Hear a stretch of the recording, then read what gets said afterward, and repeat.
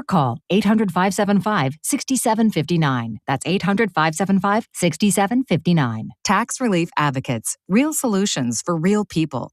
This is Paul Feinbaum. That'll do it for me today. Coming up next, The Drive with Wes Neighbors and Steve Moulton on 97.7 ESPN, The Zone. From the University of Alabama, this is Crimson Tide Today. It's a daily update on Bama sports, and it's brought to you by Conecuh Sausage, a true Southern flavor since 1947, and the official smoked sausage of the Crimson Tide. Order online at ConecuhSausage.com. Hello again, everybody. I'm Roger Hoover. On Tuesday's edition of Crimson Drive, driven by NASCAR, we were joined by former Alabama player and SEC Network analyst Richard Hendricks. Alabama has struggled with the Vols as of late. And you know that Rick Barnes is going to have his team motivated as they've been able to drop one against Kentucky at home, a team that was struggling early on in conference play, but has seemed to pick it up under the leadership of Mark Pope. But this is a game that Tennessee needs. And Alabama loves to get out and play with the free-flowing style. Tennessee traditionally loves to grind things out. They have some physical bigs that can get on the offensive glass, and they try to defend. But I do think that since Alabama has dropped 2 games early on, there's a sense of urgency for the Crimson Tide. So this is going to be a big matchup and have some time to prepare for the Vols. I think that Alabama will be ready, but you got to understand there'll be a huge sense of urgency for the Tennessee Volunteers. I'll have more in a moment. Hello, Tide fans. This is Chris Stewart for Conecuh Sausage. Conecuh's an Alabama fan favorite we all know and love. It's made from the finest cuts of pork, their patented blend of seasonings, and smoked over a pure hickory fire for that true hickory smoked Southern flavor. Conecuh Sausage is always great on the grill and perfect for tailgating. Pick up a pack and enjoy your family's favorite recipes at any meal of the day. Conecuh Sausage, a game day tradition, and the official smoked sausage of the Crimson Tide. Join us tomorrow for Crimson Drive, driven by NASCAR, streaming live at 2 p.m. Central on all CTSN social media platforms at UA_CTSN. Crimson Tide Today is brought to you by Conecuh Sausage. Crimson Tide Today is a production of the Crimson Tide Sports Network from Learfield. When you call most roofing companies, all you'll hear is, you need a new roof. Not when you call Fleming. At Fleming Roofing and Restoration, we're focused on your needs, whether it's an easy repair or a full roof replacement. Folks around here have trusted Fleming since 1965 for all their residential and commercial roofing needs. And as the area's storm damage experts, Fleming knows all the ins and outs of the insurance claims process. Log on FlemingHSV.com to schedule your free estimate today. Fleming Roofing and Restoration. We show up.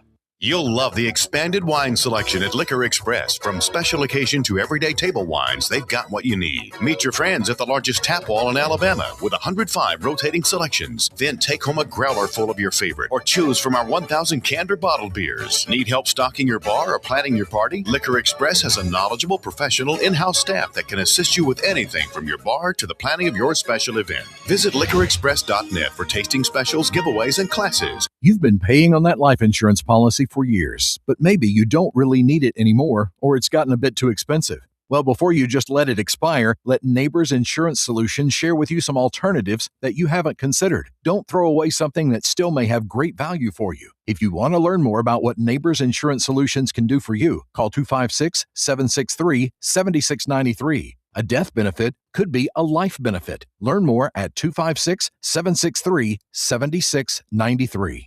The Drive with Wes Neighbors and Steve Moulton. Weekdays from 5 to 7 p.m. Only on 97.7 ESPN, The Zone.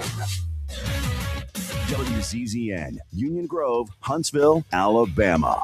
97.7 ESPN, The Zone. This hour of The Drive is brought to you by Lynn Leighton Ford, located online at lynnleightonford.com. Welcome to The Drive with Wes Neighbors and Steve Moulton. Call into the Neighbors Wealth Management Hotline, 256-576-4977. That's how I roll. And I'm not going to drink and drive anymore. That's 256-576-4977. Now, here's Wes and Steve.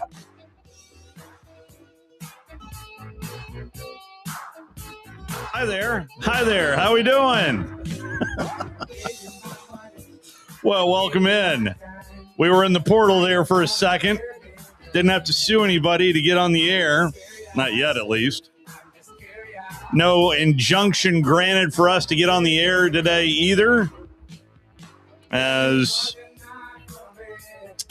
Dan Wetzel said, call me back. Do you want me to call him right here? Yeah? Do you want me to call him? Okay. Let me, how are you, Wes? Doing good.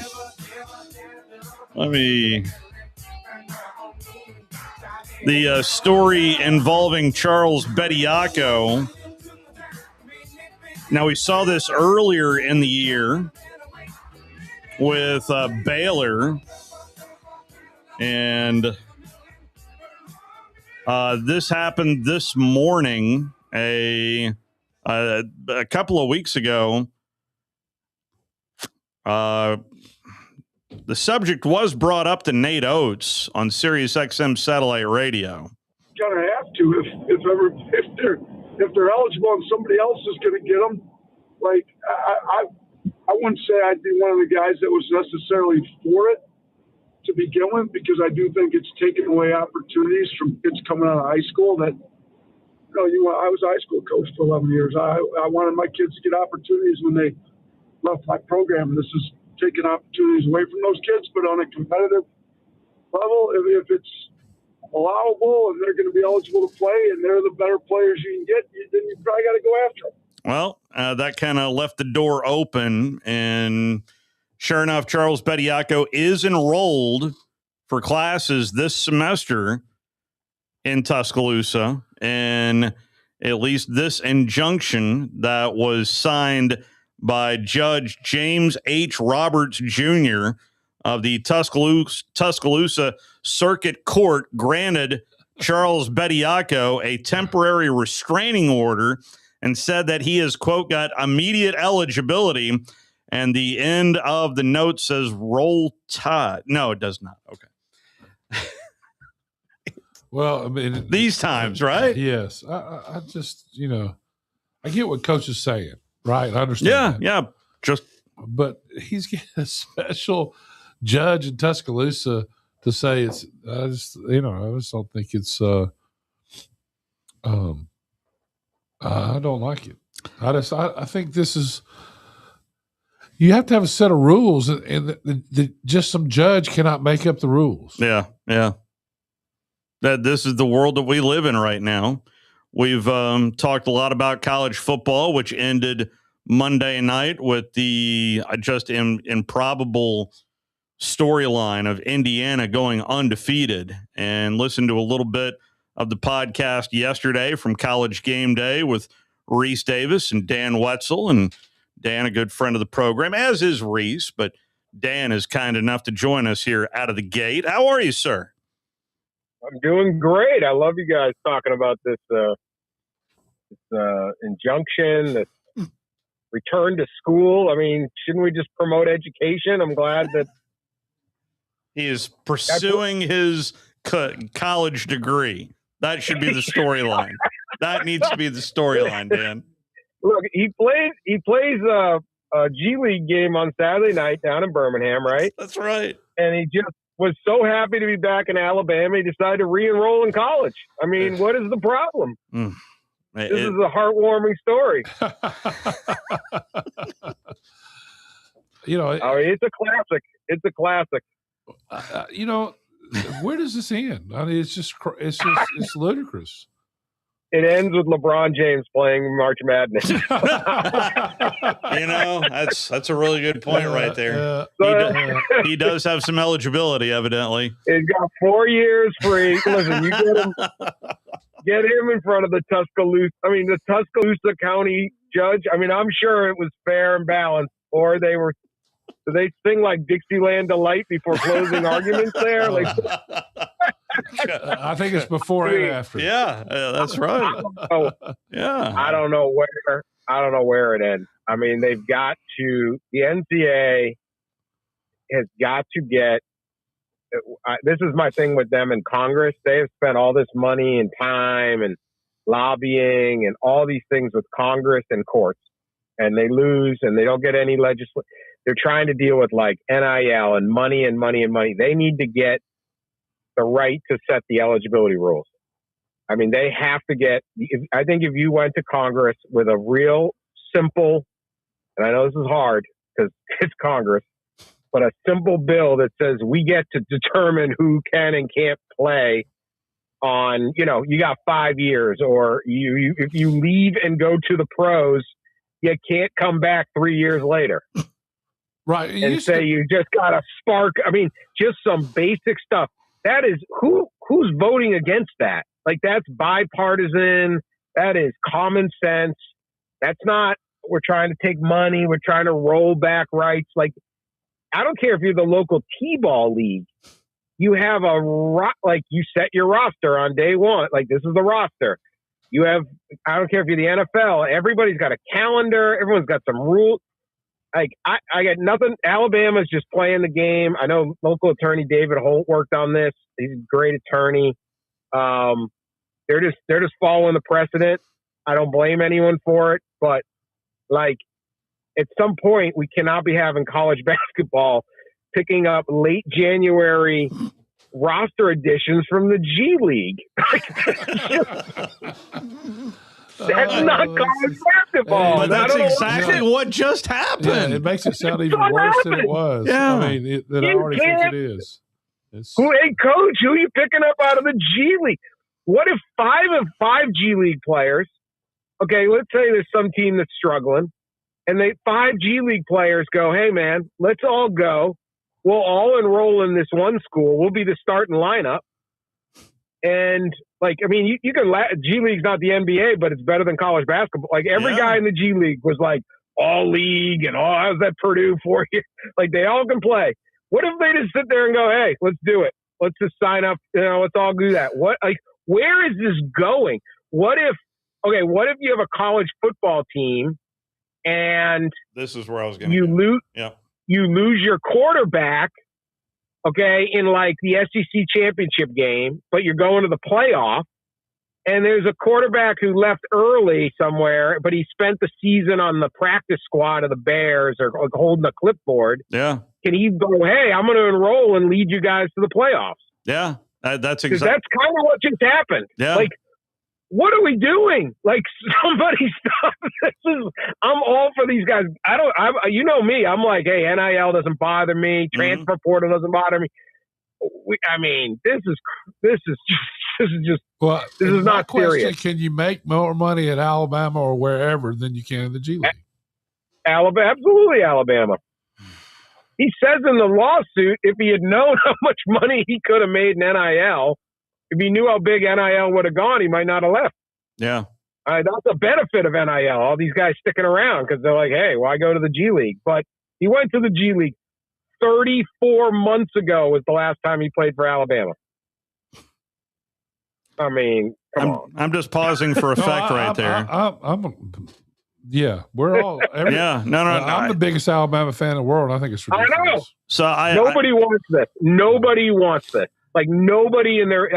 Maybe Saturday night if the guy plays well and everyone will cheer. That's great. Yeah. I got nothing wrong. I got nothing against the player. I got nothing against this is working the system. But, like, overall, there's nobody sitting there in college sports going, oh, yeah, I want that.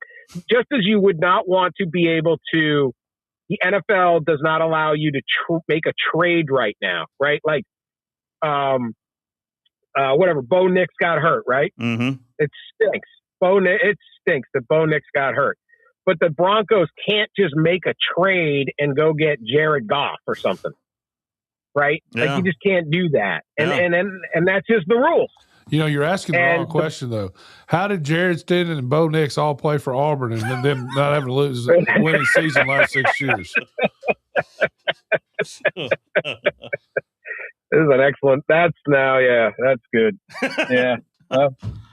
Well, I mean, the real point of this whole thing is Alabama has not beaten Tennessee in basketball since 2022. So, I mean, it's pretty clear as to why this all happened.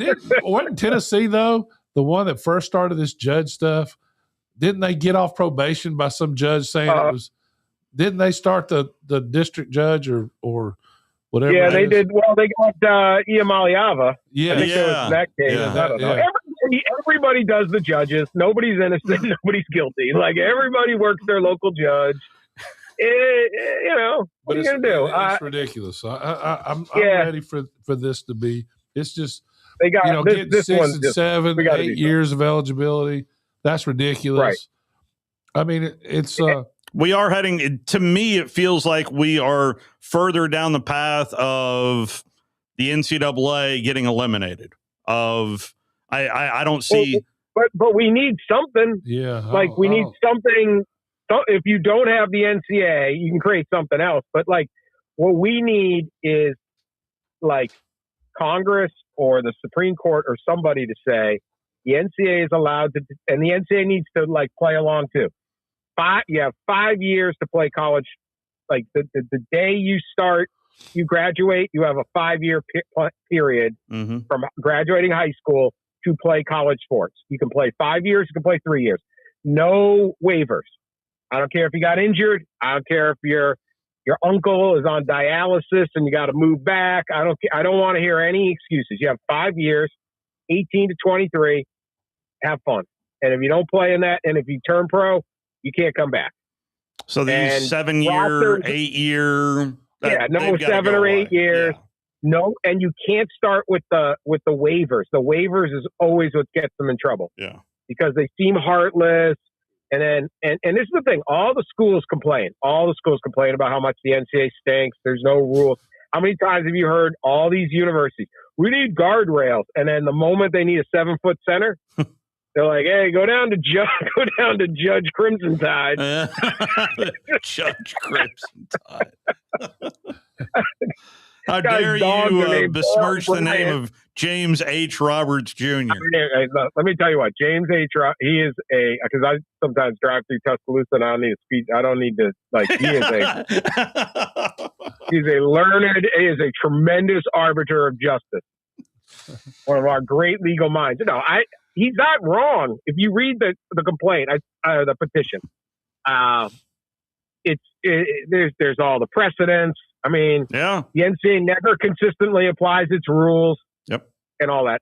This is just, if you're trying to go to Congress and say, we need to sort out NIL, and there are legitimate arguments. You may be the most anti-NIL, or you might be the most pro-NIL or pro-revenue share.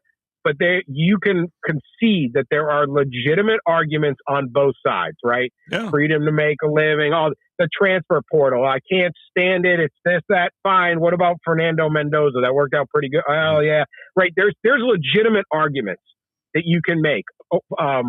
Like even if you disagree, you go, yeah, this guy's making a good faith argument. He believes in it. I disagree, but there are some points there.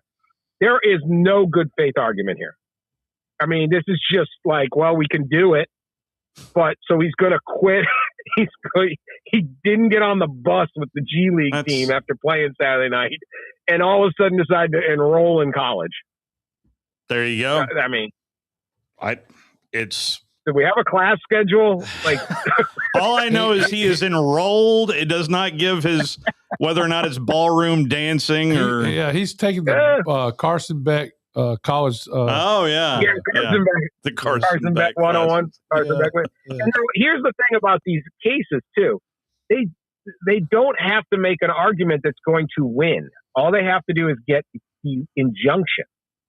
Right? Like this thing will never, unlikely to ever go to an actual trial, because if he's got 10 days, so he can play against Tennessee, and then then he may get banned after that. It would be like one shining moment, played one game, but he could also he probably will get an injunction, and then they will. The case will be like, okay, we'll hear the case in May or whatever. We'll you just draw it out through the legal system. Well, by the time, at most Alabama's playing is the Final Four, early April. Well, once that's over, drop the case. You don't ever have to actually argue the case. Yeah. And I don't know if that's going to happen here, but in any of these ones where you're just trying to get in there for a year or a few months, there's no, you don't even have to sit there and be like, okay, here's our argument. And that's not going to win. Yeah, but it's good enough to get an injunction. It's good enough to get a temporary restraining order and get us going. And then we can just quit the case. So the NCAA is they're just in a hopeless spot on here, because I would imagine this is probably a 95-5 public. Like, if you got in front of a jury of college sports fans, they'd all rule on the side of the NCAA. And that ain't easy to do. No, it's not. But it won't even get to that point. Like, they're just stuck. They're sitting ducks. Something's got to get done here. I did like the comment made by UConn athletic director David Benedict, who is imploring the NCAA and Charlie Baker to take a stand in eligibility cases. Now, that name kind of rung a bell to me. The previous stop for David Benedict was Auburn University. So, there's that storyline, at least here in this state, as he was. What's the NCAA supposed to do? They ruled him ineligible. The judge says, no, you can't. Yeah. Yeah. You can implore Alabama to say, guys, what are we doing? But that's never going to work. No. You know what? You drive the speed limit, and the speed limit went up. And so, are we in parts of Montana right now with no speed limit? I think so. Feels that way. If not, I can't imagine. Like I said, what is next? Yeah. I wanted to talk briefly about, I did listen to a little bit of the podcast, and just, it's intriguing to me. The last two teams that have won a national championship in college football, one spent a great deal of money and the other not as much. And the portal was a definite factor for Indiana on what was a very magical run. But it just, the portal just is, has the portal done what it needed to do to level out these teams that never have an opportunity at winning, like we saw with Indiana this year? Yeah, absolutely. It has in two ways. One, it's helped Indiana be better and fill gaps. I mean, listen, they did not spend the most in the portal. They didn't have the number one portal class. They did get the Heisman Trophy winner, who made one epic run. I mean, that run is one of the greatest. For 15 yards, it was 20 yards or something, 15 yards. Yeah. I mean, it's not, but that, what a play. On fourth down. What a play. He took a beating in that game. But not only that, but it also, it decreases how good the power teams are, the traditional teams are. So, one of the things by Georgia, Alabama, Texas, Ohio State being able to recruit so well all those years, Clemson, not only were their teams stacked with depth, but they starved the other teams from players. Yeah. And now those guys bail. Ohio State just had like the back end of their entire roster. It looked like 20-something guys took off because they were looking for playing time. And in the past, Ohio State would sit there and develop and be a machine going through. Now, I don't think anyone's going to shed any tears for the Buckeyes. They'll be fine. But they got this year what Alabama got maybe when Saban left. All of a sudden it's like, well, we don't have 3 future NFL quarterbacks in our QB room. We don't have 4 first-round wide receivers in our wide receiver room. That stuff isn't going to happen anymore. And so it's absolutely leveled the playing field. It's given opportunity for all sorts of different teams to have a say in it. And there's no better example. I mean, obviously they hit gold with this coach. Netty's incredible. But this is a team full of a whole bunch of, the kid who blocked the punt was and he's a great lineman, 0-star recruit, signed with an FCS James Madison back in the day. Pons, their great cornerback. He's from James Madison. There's Beckett, that receiver kept catching the fourth. 3-star guy. It's just, Signetti finds really good players. He's just a great scout, but it's just a different world. But they didn't just win. I mean, they beat Ohio State in the Big Ten championship game. We know what they did to Alabama. We know what they did to Oregon. And then they beat a really talented Miami team that I thought played a great game. Yeah. It was a great game Monday. So the only thing I'll say is what's the portal done is it's taking players away that are already developed. Right? Yeah. I mean, what Coach Saban and them were so good at were developing players and recruiting the right players, but they only can sign 25 a year. Mm-hmm. Yeah. I mean, you know what I'm saying? I mean, everybody acts like he got 60 or 70 players a year. Felt that way. But he just was great at first of all, he made sure he watched film on every player he took. Right? You didn't get an offer unless he watched the film. Right. And then he developed the players as well. And a lot of the players that Ohio State won the national championship with, three of the best players on the team were from Alabama. Yeah. Yeah. I thought, too, what Saban did really well. I always was impressed with his program through the years. Obviously, everyone was. But when you would talk to the guys, and especially I talked to a lot of them at the after at the draft and stuff like that, when they're a little more free to talk. And he found the guys. Well, they don't let you talk too much. I'm laughing because you're spot on. Nobody got to talk. Yeah, nobody got to talk. Even the coaches. Yeah. Well, I'll give you very quickly one of my favorites. Jim Tressel was coaching Ohio State, and they were in a BCS championship game or something, and they had 4 players out for the media up on the podiums, like these were supposed to be the star players, and one of his was the punter. Because the punter wouldn't say anything. So you're saying that wasn't... punter is actually, it's the one position you can trash talk, because you actually can trash talk as a punter. But yeah, I was like, that's old school college football. Jim Tressel. We'll set it with quarterback. No. You guys talk to the punter. Like, what are we going to do with this? What do you want me to do? Anyway, you guys are in bed with a punter there at ESPN. I mean, McAfee. Well, that's true. It wasn't McAfee. Let's just say that he wouldn't have let McAfee talk. He let this. I don't know. I can't remember. That would have been different. They were muzzling McAfee. I'm sure. Has McAfee ever shut up? That'd be the better question. What I loved about Saban was those guys. He found the guys that wanted to compete and were willing to say, because I'm a great player, right? But I'm willing to sit there for 3 or 4 years, 2 to 3 years, not get a ton of time. But if I follow this plan, I'm going to get to the NFL. And there'd be those draft nights with 5 first-round picks and, and the character of the players. They were so businesslike. I just always thought most Alabama players that I talked to, they were focused on development of the system, of the process, the whole thing. You had to be really tough and dedicated, and that's what Saban found so well. But regardless of almost every program, and that's not the only one. There's a lot of them that can do that. There's a lot of good kids out there. But even if you just, instead of freshmen, kids, I don't care where they're at, after a couple of years in a Division I weight program and nutrition program, you talk to guys in the Sun Belt, Mid-American Conference and stuff. They love getting the guys that didn't pan out at the Big Ten and the SEC or the ACC that are coming back down. Yeah.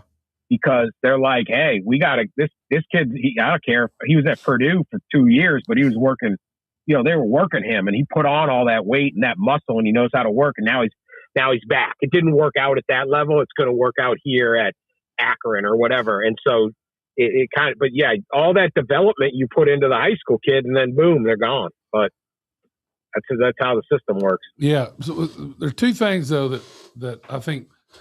One I'm going to comment about Coach Saban that he doesn't get enough credit is how he changed the whole graduating and making sure the kids go to school and how important that was. And that's all we talked about was graduation numbers. What's graduation? Yeah, what's graduation now? It doesn't matter anymore. I mean, he had. They will look back at his time at in coaching period, and it will be the golden days compared to what's going on right now. I'm talking about football period. Kids were graduating, and you joined a program, right? Mm-hmm. Yeah. I go back to some of the old college basketball when kids stayed 4 years. I wrote a book with Alonzo Mourning. And Alonzo Mourning, obviously a great player. And he's at Georgetown. And John Thompson was this legendary guy and legendary figure. And he's like, I thought about going pro after my junior year, but I was too scared to go in and tell him. I get that. Yeah. I've met John Thompson twice back in the day, and I totally understand that. Yeah. Yeah. And so, look, Alonzo Mourning, Patrick Ewing, Dikembe Mutombo, all those guys, they could have gone pro. Nowadays, they'd play 1 year, right? Yeah. And good for them. No one would behoove them. They go pro. They make tons and tons of money. And they deserve that right to do that. But what did they get out of having 4 years of John Thompson in their life and joining a program, right? What'd you get out of that stuff? And so it's a give and take on any of this stuff. I don't think any of us would deny and say, oh, no, you need to stay 4 years in college in basketball. You're not ready. Cooper Flagg, right? Yeah, he's ready. No one would ever say that. But at the same time, there was something to be said. You got something out of it. And that's what Saban was really able to do. I think so many people benefited, I'm sure, just being around him for 3 or 4 years and seeing how he did stuff, whether you went pro or you didn't. Well, evidently he can come back now. If Cooper Flagg just, laid an egg, he might be. We get 2 Alabama judges for him. Cooper Flagg is available. He should just be sending out. He should just be sending out applications for him. Yeah. I got high school kids. We get stuff in the mail all the time. He should just be sending them a whole G League. Yeah, just sending out their LinkedIn we got a great engineering school here in Tuscaloosa, Cooper. Finally, the decision, and I'm saying with air quotes, is coming evidently on Friday. Staying at 12. It feels like 12 or 24. I know this talk of 16, but from everything that, at least that I'm hearing, I'd love to hear what you are hearing. It's Petiti is all in on 24. Yeah, he is. And so I think we're going to have a standoff and stay at 12, which I'm fine with. I like letting this cook a few years. Yeah. I've been saying that all along. Maybe this is the perfect number, maybe it isn't. But how do you know until you give it a shot? What's the rush? 24 to me is an absolute abomination. Agreed. I just think it completely alters college football. For what? Ohio State would go into the season knowing they're in the playoff every year. Because what Petiti wants to do with the 24 is he wants 4 automatic bids for the Big Ten, 4 for the SEC. And what he wants to do is have a Big Ten play-in. He wants to play on championship day, have 1 and 2 play for the league title. And then he wants number 3, the 3rd place team in the league, to play the 6th best team in the league. And the winner gets an automatic bid. Well, that is a playoff. So you're actually 24 becomes 30. Yeah. Well, what are the chances Ohio State isn't finishing in the top 6 in the Big Ten? Has that ever not happened? Right. So you just completely I don't even know if they like football. I like 12. I think you know what I like? I like that the Notre Dame Miami game in the first week of the season mattered. Yeah. I think 100%. Making regular season matter is important. Now, look, there's a trade-off. It doesn't need to be like one loss and you're done, but that game mattered. It was week 1. If Notre Dame had beaten Miami, Notre Dame would have been in the playoff and they might have won it or been in the championship game. Instead, Miami won it. So I like that. Going to 24 is ridiculous to me. If you go to 16, I want to see the conference championship games go away. And because I just think they're totally pointless at that point, and you can speed up the process. What I'd love to see is we're not playing championship games on the 20th of January, but either the closer to the 1st, as close as possible. It's going to be January 25th next year, Dan. It loses buzz. You have 2 rounds of NFL playoffs between the semifinals and the final.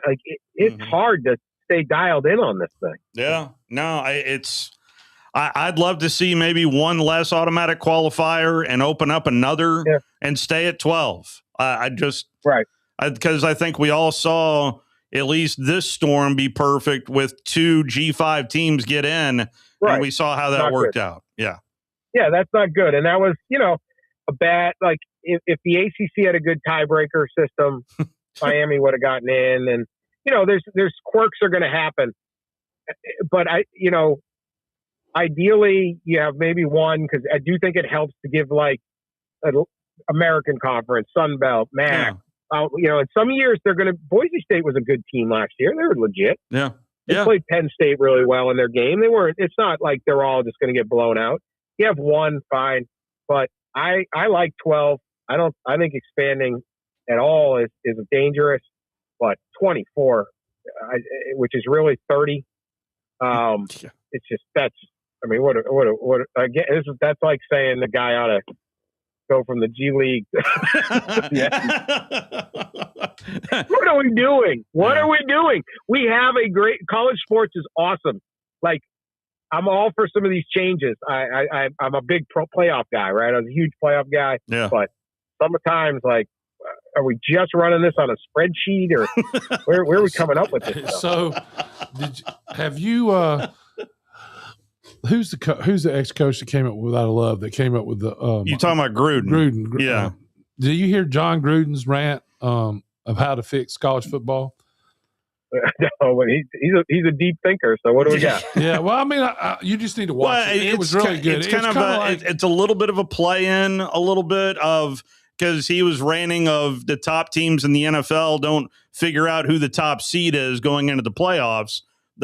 He was kind of advocating for these playing games. In other words, Notre Dame shouldn't have been, and Miami and everybody shouldn't have been off that week, that everybody else is playing in the championship game. Yeah.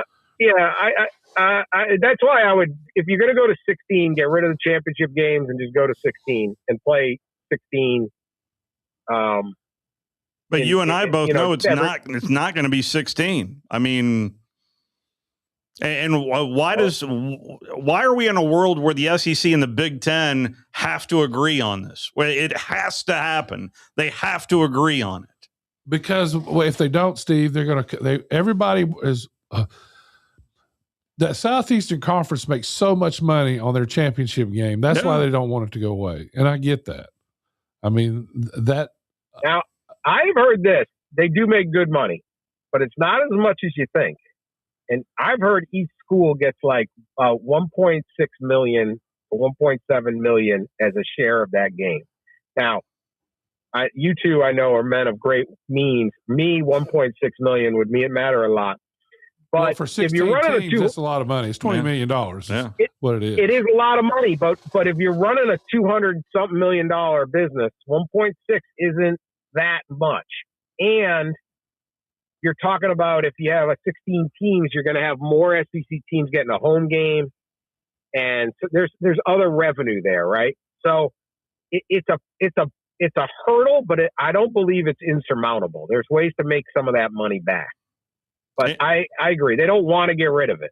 They don't want to. I think if you watch what Gruden said, there's an avenue there to make everybody happy and not have to go the season have to go any longer, because that's what's getting ridiculous. They've already pushed this. It's too long. Yeah, we don't need more teams. No, I agree. And I think if you do this, you can stay at 12, but give more people, like when it's close, like Notre Dame and Miami, and just go Google it. It was. Is there any go play that weekend? Is there any chance that they're going to push this back even more, or do you think we're going to get a decision on Friday? I think it'll be what I've heard is it's going to be a standoff, and they'll just stay at 12. I'm okay with that. They pushed and pushed. Yeah. This has nothing to do with, I don't know anything about this because I work for ESPN, but it's not anything to do with me. But at some point, whether it's CBS or Fox or ESPN, you got to know when the games are.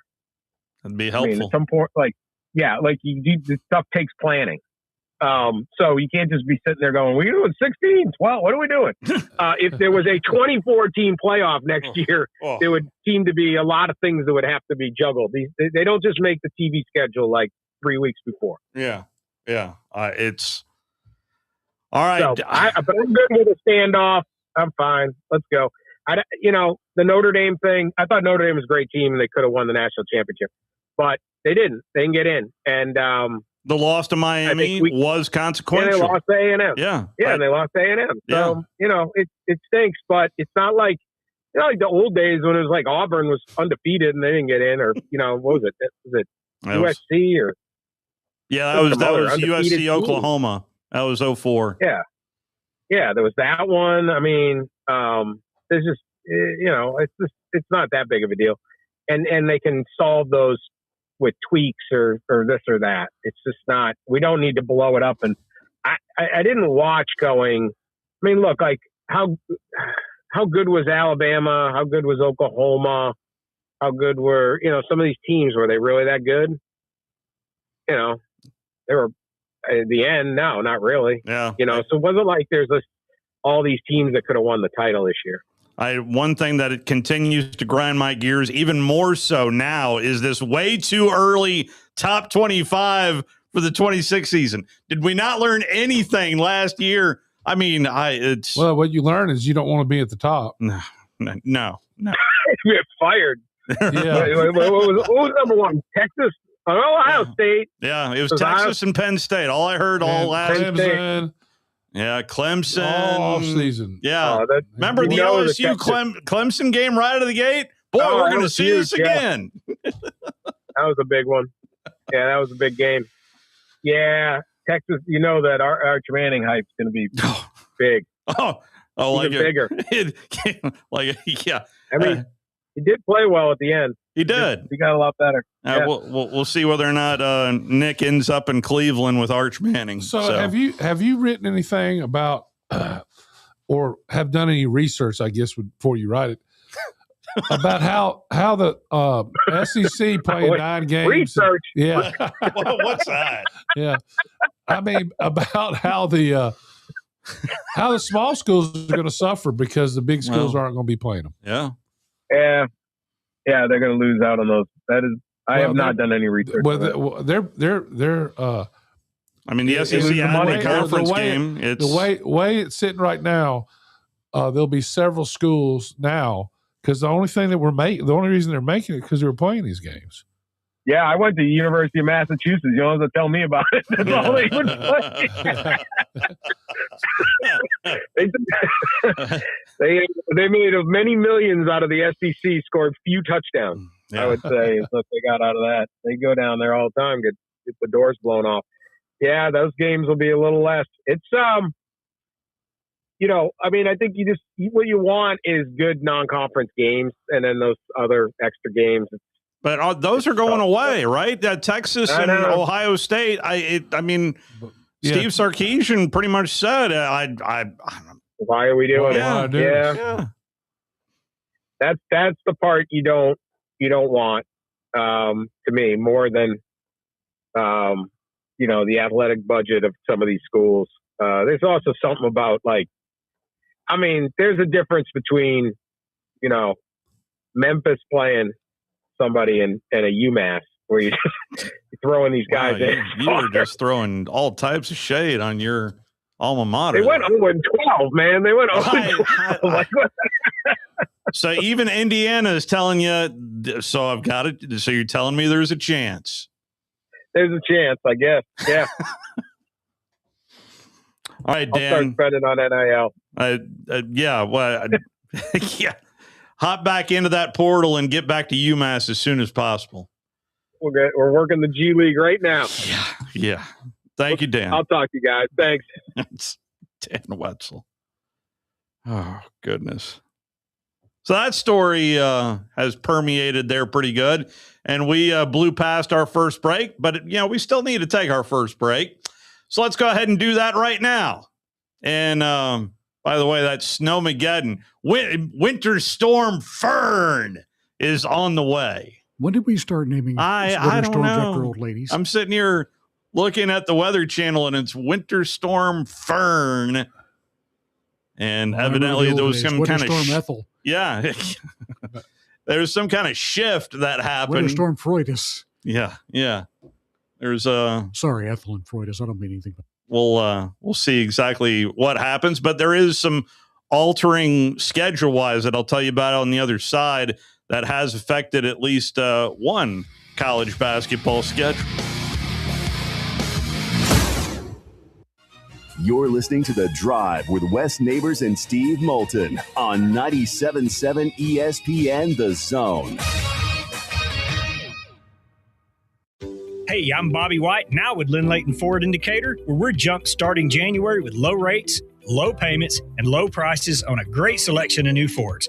Right now, you can get 2.9% financing for 60 months, plus $2,000 customer cash on 25 F-150s, or choose $4,000 in total rebates instead. We've got new 25 Explorers with 2.9% APR for 60 months, plus $1,500 in total cash. Get 4.9% financing for 60 months on your choice of any new 25 Ford Bronco. Or choose a $2,000 customer cash bonus to get a new 25 Bronco Sport starting at under $29,000. And there's never any hidden markups or dock fees. We hope to see you soon at Lynn Layton Ford, right in the heart of Ford country, just a mile south of the Beltline indicator, or online anytime at lynnlaytonford.com. All offers on select new Ford models with your good credit. Bronco Sport stock number example 27715T. See us for all the details. Eagle Masonry and Insulation. It's right there in the name. Eagle is your one-stop shop for block, stone, or brickwork, monument signs, and outdoor kitchens and fireplaces. Eagle also offers the finest craftsmanship in insulation, including fiberglass or spray foam insulation, and of course, insulation removal. Philip Love and his team have years of experience, bringing the region the best in masonry and insulation services. For more information and a quote, visit insulatewitheagle.com or call 256-755-1556. Eagle saves you time. Eagle saves you money. It's softball time in Alabama, and the best place for your travel softball team to play is with USSSA. Not only for the best travel team tournaments, but recreational tournaments as well for your high school level softball team. Plus, Alabama softball will host the USSSA National Championship this year at the Gulf Shore in Orange Beach and the Foley Softball Complex. For more information, visit alfastpitch.usssa.com. Check out the schedule at alfastpitch.usssa.com. No Wi-Fi? How are we going to stream the game? Mom, I have a research project due. How are we going to make dinner? Don't let power outages send your family into a meltdown. Get a Generac generator from Current Electrical. We keep your lights on and your Wi-Fi on. Visit gensuperstore.com or call 256-880-1880. Trust us, your family will thank you. Most current way to keep your power on. GeneracSuperstore.com. At Stella at 5 Points, living isn't just about having an apartment, it's about living artfully. Imagine waking up with the upscale feel of Atlanta or Nashville right here in the heart of Huntsville. Modern, stylish apartments, open layouts, stainless steel appliances, and resort-inspired amenities. Nestled in vibrant 5 Points, you'll enjoy walkability, parks, dining, and quick access to downtown without the chaos. Stella at 5 Points. Live artfully. Live Stella. The crimson and white jerseys. Front court to the rack and the plunge. The sound of a buzzer beater. Got it to go as the buzzer sounds. The Roll Tide chant from the crowd. It can only be Alabama basketball. Join the Alabama Crimson Tide right here on your home for Alabama basketball.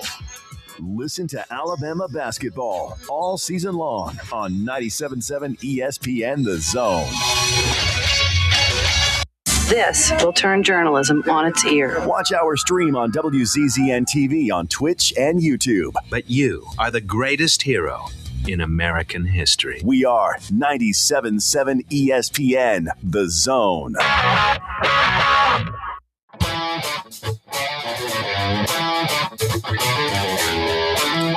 Head on over to our website, 977ESPN.com. Click on the big zone deals.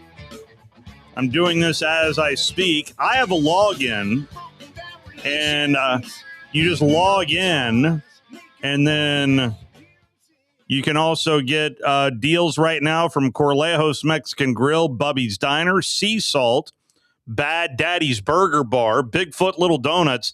I hear there's only just a handful of those still left. Full Moon Barbecue, Good Company Cafe. Jefferson's will be there on Monday, by the way, at Jefferson's. The End Zone, Dreamland Barbecue, the Furniture Factory Bar and Grill.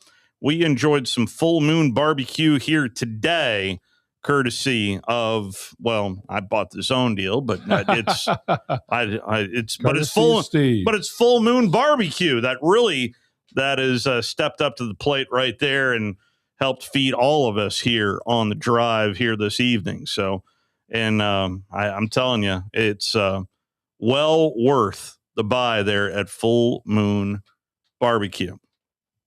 SEC basketball last night.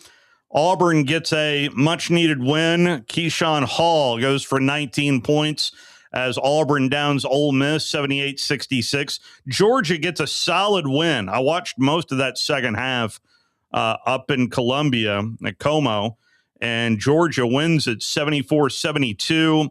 Vanderbilt has just fallen off of a cliff. They started out 16-0. Since then, a 3-game losing streak. Well, they're a football school. Clearly, because last night, Arkansas is a good team. There is no doubt Arkansas is a very good team, but that was a beatdown last night as the Hogs down the doors 93-68. And it felt like Florida was just kind of toying with LSU. Just, that little proverbial cat, batting around a ball a little bit. And Florida wins at 79-61 over LSU. South Carolina gets a home win over Oklahoma, 85-76. Just a couple of games going on tonight in the Southeastern Conference with Texas at Kentucky. Kentucky should have lost to LSU. They should have lost to Tennessee. I don't know what to think of Kentucky. I really don't know what to think of. They are a 7.5-point home favorite tonight over the Longhorns. We'll see how that pans out. And Buckyball's back in action tonight. This could be interesting. Mississippi State at Texas A&M. That could be really intriguing. That's 8 o'clock tonight. Both games are on the SEC network. If there's one game to circle that if you happen to be up and want to watch some basketball, Mississippi State, Texas A&M. Buckyball making quite the first impression in his first go-around there in College Station. Let's take our final time out here in hour number 1. We'll get you up to date on a college basketball schedule that has been altered by Winter Storm Fern on the other side. You're listening to The Drive with Wes Neighbors and Steve Moulton on 97.7 ESPN The Zone. This hour of The Drive is brought to you by Lynn Leighton Ford, located online at lynnleightonford.com. Hey, I'm Bobby White, now with Lynn Leighton Ford in Decatur, where we're jump starting January with low rates, low payments, and low prices on a great selection of new Fords. Right now, you can get 2.9% financing for 60 months, plus $2,000 customer cash on 25 F-150s, or choose $4,000 in total rebates instead. We've got new 25 Explorers with 2.9% APR for 60 months, plus $1,500 in total cash. Get 4.9% financing for 60 months on your choice of any new 25 Ford Bronco. Or choose a $2,000 customer cash bonus to get a new 25 Bronco Sport starting at under $29,000. And there's never any hidden markups or dock fees. We hope to see you soon at Lynn Leighton Ford, right in the heart of Ford country, just a mile south of the Beltline in Decatur, or online anytime at lynnleightonford.com. All offers on select new Ford models with your good credit. Bronco Sport stock number example 27715T. See us for all the details. Since 1983, Berkshire Hathaway Rise Real Estate's Ann Adams has been your local go-to real estate expert in the area. As a buyer, you can trust Ann's in-depth knowledge of the local housing market to narrow available properties down to those you'll be interested in, saving you time when shopping for a new home. When you're ready to sell, Ann's expert negotiation skills will ensure you get a fair price and hassle-free experience. Call Ann Adams today at 256-337-2625 or email annadamsrise@gmail.com. Forgiveness. Wow, what a word. What a gift. All of us have done things in our lives that we regret. All of us have done things that are disobedient. All of us have sinned and fallen short of the glory of God. Thank God for his forgiveness. Thank God that he separates our sins as far as the east is from the west and remembers them no more. Hey, I'm John Dees, pastor of Cross Point Church, smack dab across the street from the YMCA in Madison. Check us out at cpcfamily.org. There's power in caring when it is put into action. Each year, our bankers serve on nonprofit boards, support our local educators, and volunteer with our hometown food bank. I'm Bobby Humphrey, Vice President of Business Development for Bryan Bank, and community service is just not a line item in our mission statement. It's who we are. Because after all, Alabama is our home too. That kind of commitment to community might not be what you would expect from a bank, but it's exactly what you can expect from us. Give us a call or stop by one of our 2 offices in the Huntsville area and experience unbeatable service and legendary results. Bryan Bank Equal Housing Lender, NMLS ID 2428943, member FDIC. You invest in your customers with your heart, soul, and skill. Well, it's time to invest in yourself with the next generation Cat 255 compact track loaders from Thompson Tractor. After all, those who give their best deserve the best, and this machine has it all. With features that include a more powerful engine, tri-axle truck loading capabilities, a spacious cab, and a smooth ride for all-day comfort. Thompson Tractor knows how much value you place on your customer satisfaction. It's how you build your business. It's also how we build ours. Since 1957, hardworking folks like you have counted on Thompson to provide the absolute best lineup of equipment in the industry, all backed by a customer service and product support team that time and again have proven to be second to none. It's all about maintaining peak performance. Always has been, always will be. Visit ThompsonTractor.com for details. Thompson Tractor, we're here for you. Your Fox 54 weather.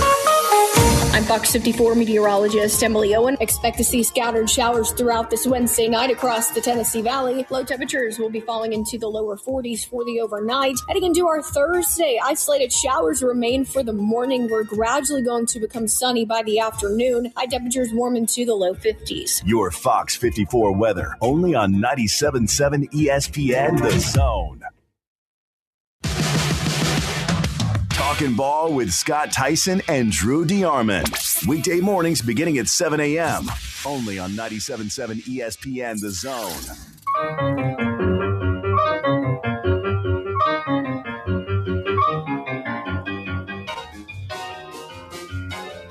Maybe the best part of Trains, Planes, and Automobiles. When John Candy's playing the keyboard on the dashboard. It's a really good song there from Ray Charles. Well, the weather is messing around some schedules, and the UAH men's and women's basketball team, they are playing tomorrow night as scheduled. Women tip at 5:30, men tip at 7:30. We'll have coverage beginning at 7 o'clock as soon as we are done here tomorrow night, as the Charger men look to exact some revenge after a road loss at Valdosta State in early December. But the game on Saturday that was scheduled against West Florida has now been moved up to Friday. The women will tip at 5 o'clock. Men will tip at 7. We'll have the doubleheader for you right here on 97.7 ESPN The Zone on Friday as the Argonauts are in town.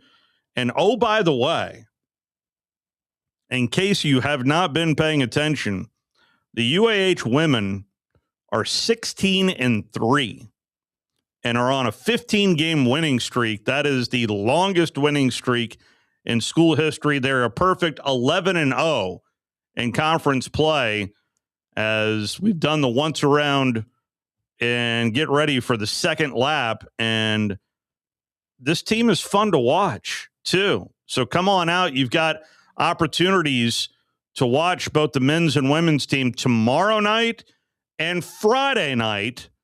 And at least as of this moment, taking a look at our Doppler 8000 here inside the studios, at least right now, according to the Weather Channel, Winter Storm Fern is not going to be as affecting this area here in North Alabama. And by the way, if you want to hear more on it, might I recommend you tuning in to our newest show? And that is over on Talk Radio, WZZN. The Point is every weekday afternoon from 2 to 4 with Bill Crawford. And is Jordan Dressman coming in tomorrow? He is scheduled to appear as part of our top of our 3 o'clock hour, segment 1, to talk about the weather, and he should have some latest information about what the weather is doing. So don't take my word for it. Things can change, right? As they have changed. It feels like we went from like nothing to 2 feet of snow to now some freezing rain, maybe, or some cold rain. Just tune into Jordan Dressman tomorrow at 3 o'clock, and Bill and Brian Temple. Well, the one thing is we don't know what it's going to do. One of my biggest ways I tell that winter is actually coming is Brad Travis from Channel 48 puts his boat in storage. And that happened a few weeks ago. And spring is on the way when he gets the boat out. When he winterizes his boat, go ahead. That's like James Spann seeing his suspenders. Yeah. That's another one. There needs to be like a little moniker of where the boat is in the corner of his forecast. Oh, it's in storage. It's in deep storage. Okay. Yeah, the pumps have antifreeze in them and everything. That's fantastic. Ain't no pontoon boat. So that's tomorrow, and the show started yesterday, and it's on Talk Radio WZZN. That's our HD.2 channel from 2 o'clock to 4 o'clock. And take a listen. It's local issues. It is a talk radio station over there with Fox News providing all the updates, be it business reports as well as programming that we have every weekday over there on Talk Radio WZZN, which also happens to be the home of the Rocket City Trash Pandas, as baseball season is right around the corner. Chris Hummer, who is a reporter for 247 Sports, and I need this business card. Chris Hummer, at least his moniker on X, is National College Football writer and portal expert. We need to get Chris Hummer on just to talk about that. He has tweeted out earlier today that there is a growing optimism that Trinidad Chambliss will end up being granted an injunction by a Mississippi court that would allow him to play in 2026. Imagine that. Mississippi court. I can't hard to believe. And the end of that decision will say, hotty toddy, gosh almighty, flim flam. I can't say the rest of it. Not because there's dirty words. That's as far as I can go with the hotty toddy. Gosh almighty. So what if Charles Bediako does play on Saturday? We'll dive into that with Brian Pasick on the other side of this Sports Center update. Of course, BP with the Crimson Tide Sports Network and a former player himself. Hey, I'm Bobby White, now with Lynn Layton Ford Indicator, where we're jump-starting January with low rates, low payments, and low prices on a great selection of new Fords. Right now, you can get 2.9% financing for 60 months, plus $2,000 customer cash on 25 F-150s, or choose $4,000 in total rebates instead. We've got new 25 Explorers with 2.9% APR for 60 months, plus $1,500 in total cash. Get 4.9% financing for 60 months on your choice of any new 25 Ford Bronco. Or choose a $2,000 customer cash bonus to get a new 25 Bronco Sport starting at under $29,000. And there's never any hidden markups or dock fees. We hope to see you soon at Lynn Layton Ford, right in the heart of Ford country, just a mile south of the Beltline indicator, or online anytime at lynnlaytonford.com. All offers on select new Ford models with your good credit. Bronco Sport stock number example 27715T. See us for all the details. WZZN, Union Grove, Huntsville, Alabama. 97.7 ESPN, The Zone. This is Sports Center. I'm Christine Lisi. 2 days after the surprising firing of Bills head coach Sean McDermott, an explanation of the move by the team's owner today, Terry Pegula told reporters He made the decision to move on from McDermott after the AFC divisional round loss to Denver, as he felt the team had hit the proverbial playoff wall, felt the Bills needed a different voice. Leading the search for the next coach, President of Football Operations, GM Brandon Beane. SiriusXM and WGRZ TV Bills reporter Vic Carucci. So the pressure, I think, is on him for the delivery of success, whatever form it takes. You've got Josh Allen, and you've got a finite window of Josh Allen's ability to lead this team to a Super Bowl. So I would say the clock's ticking hard. As we speak, I'd say the clock ticks loudest for Brandon Beane. Vic Carucci on Unsportsmanlike. Allen might need right foot surgery soon. It's not expected to impact his availability for OTAs. Texans offensive coordinator Nick Caley expected to return to the team in 2026. Baseball, Yankees, and outfielder Cody Bellinger agreed on a 5-year, $162 million contract, reports ESPN's Jeff Passan. He figures to slot back in as New York's primary left fielder. The deal includes a full no-trade clause. NHL Sabres and forward Josh Doan agreed on a 7-year, $48 million contract. Doan has played a major role in the team turning around its season as it seeks to end a 14-year playoff drought. The WNBA season set to begin year 30 on May 8th, provided the league and players union can agree on a new collective bargaining agreement. Teams will play 44 games over a 5-month period.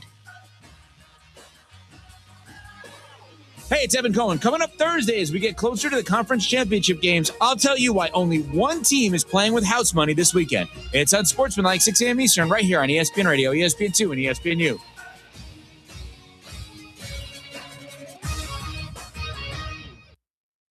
97.7 ESPN The Zone.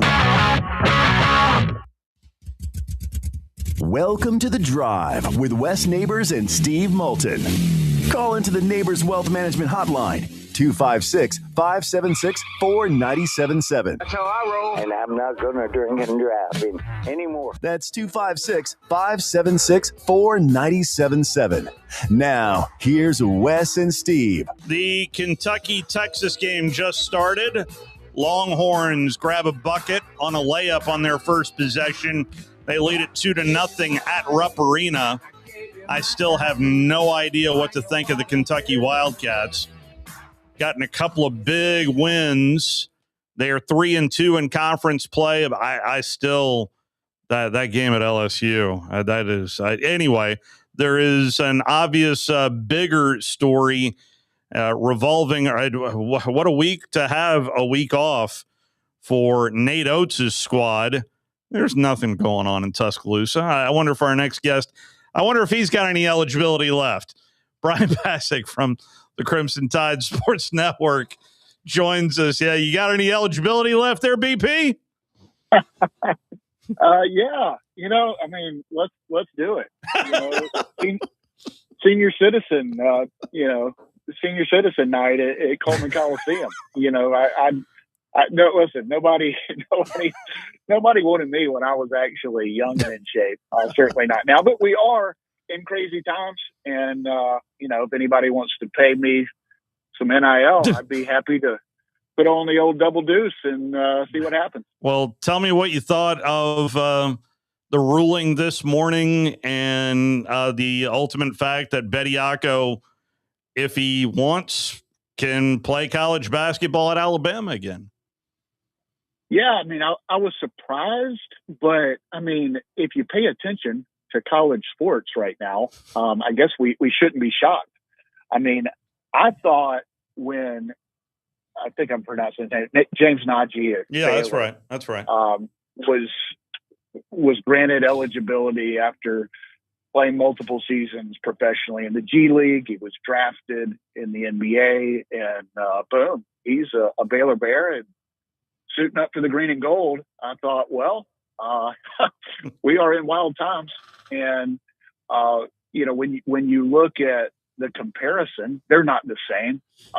But like, why is one worthy of getting to come to college and the other isn't? I don't know. If Charles Bediako is within that window, there's other G League players playing in college. There's certainly professionals throughout college sports right now. And, for those that are maybe at a rival school who are saying this is just bad for college basketball. I mean, you might want to look at your roster and see how many pros you have. You might have a pro. You might have a guy that played multiple years in Europe before coming to your school. So, we live in different times. And if Charles Bediako is within that 5-year window, you look around and some of his old competitors in the G League are playing college basketball, and he says, you know what, why not me? I'd rather be in crimson and white than another uniform. So we'll see what happens. We are in crazy times. I don't know. It's weird. It's both shocking, but then I guess not surprising considering the landscape of college athletics.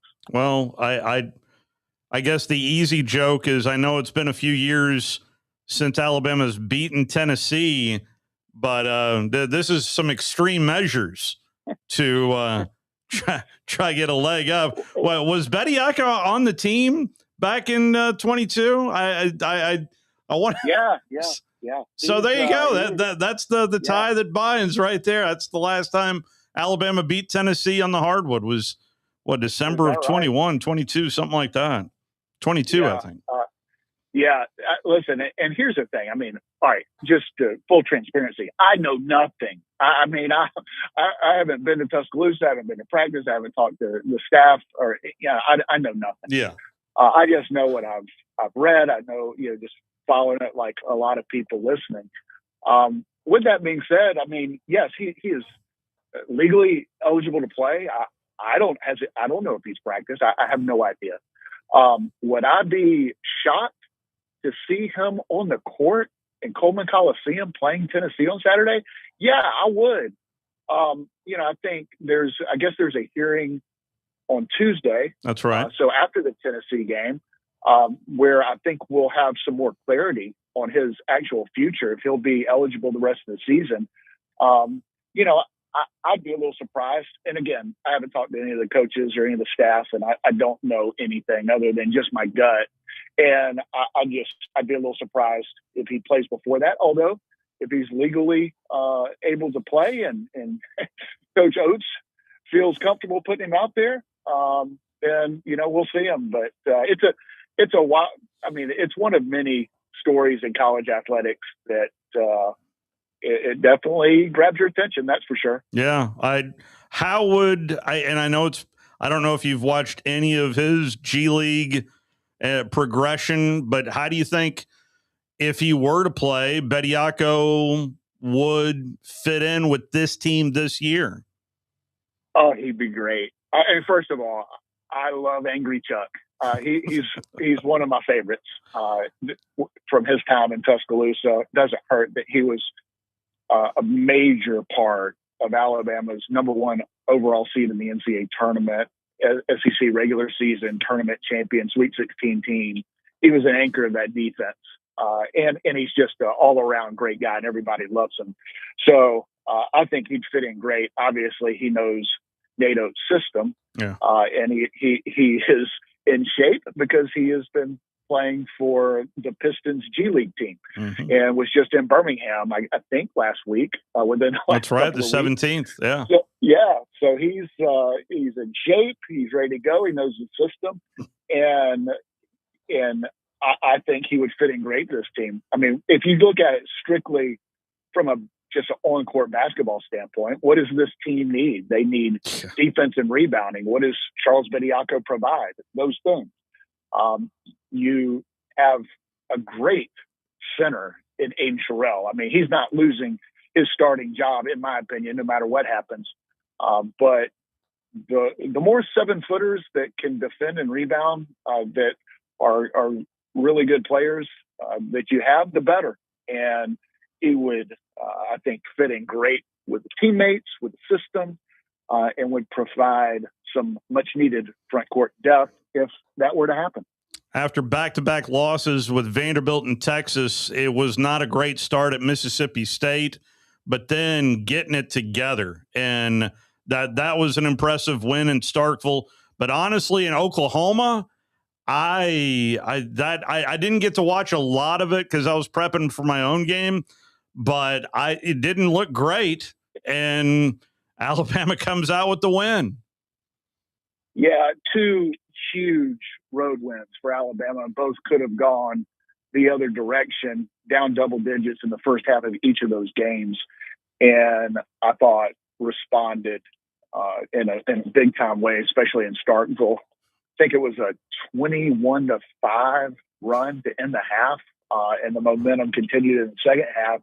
And going into halftime in Norman, I had a chance to briefly interview Coach Oates, and he was as fired up, disappointed, angry, whatever you want to say, as I've seen him going into halftime. And apparently he was pretty animated with the fellas there at halftime. They came out on a 12-0 run and played really well in the second half. And Oklahoma is a team, I think they're 1-5 now. Yeah. I mean, yeah, they've got talent. It kind of reminded me of Texas, where Texas comes in and their record coming into Tuscaloosa a week or two ago was not great. Big upset coming into Tuscaloosa and beating a ranked Alabama team. That just hasn't happened in SEC play under Nate Oates. But to their credit, they did it. But when I'm watching Texas, I'm like, man, how are these guys losing? I mean, they've got talent. And Oklahoma's similar. They've got a really nice team. They've got talent. They've got depth. Porter Mosier's a Final Four coach. It just shows you the depth of this league, how good SEC basketball is, that a team as talented as Oklahoma is now 1-5 and struggling, and they want to fire the coach and all those things. But they've got talent. I think they're going to win some games in this league. But to answer your question, two huge road wins for Alabama. LeBaron Philon, they had interviewed him after the Oklahoma game, and they asked him what Coach said at halftime. He said, "I can't repeat anything he said at halftime." That's smart. That he was, but he will say he said he was mad. That. Yeah, he was mad. Yeah, I can confirm. We got Roger Hoover does the halftime coaches interviews at home, but I do them on the road, which I'm getting the raw end of that deal. It's harder to win on the road, and he seems a little angrier at halftime on the road than he does at home.